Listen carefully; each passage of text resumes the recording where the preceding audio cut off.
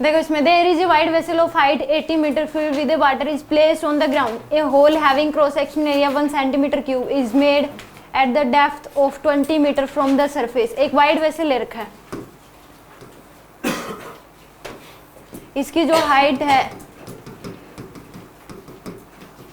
वो ले रखी है 80 मीटर। हाइट कितनी है इसकी? 80 मीटर है। Water is filled on the ground, a hole is cross section area 1 centimeter, यहाँ पे डेप्थ कितनी? Height of 20 meter from the surface. यहाँ पे 20 मीटर हाइट पे एक क्या बना दिया? होल बना दिया। इसकी टोटल हाइट जो है वो तो कितनी दे रखी है आपको? 80 मीटर। सरफेस से 20 मीटर नीचे एक होल किया है जिसका cross section area 1 centimetre cube है, 1 सेंटीमीटर स्क्वायर है। क्रॉस सेक्शन एरिया कितना है? 1 सेंटीमीटर स्क्वायर। आपको ये बताना है वेलोसिटी ऑफ रिफ्लेक्स क्या होगा। तो वेलोसिटी ऑफ रिफ्लेक्स कितना हो जाएगा? √2gh, यही होगा।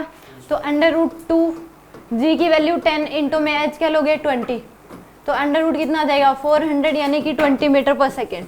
वेलोसिटी ऑफ रिफ्लेक्स कितनी होगी? 20 मीटर पर सेकेंड होगी। तो इसका फर्स्ट का आंसर तो ए होगा। सेकंड पूछे time to reach jet to of the water, तो ये वाली हाइट कितनी हो जाएगी? 60। इस होल से नीचे और ग्राउंड तक हाइट कितनी हो जाएगी? 60 मीटर होगी। तो टाइम ऑफ फ्लाइट में होल से नीचे वाली हाइट लेते हैं हमेशा।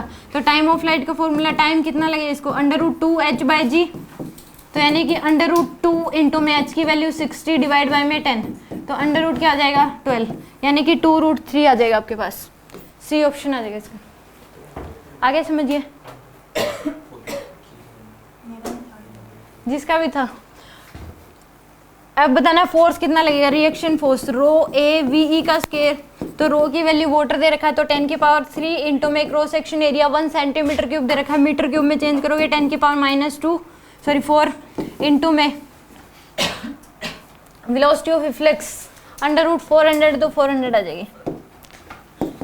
तो यहाँ से सोल्व कर लो, 10 की पावर -1 इंटू में 400 यानी कि आ जाएगा आपके पास 40 न्यूटन। B option.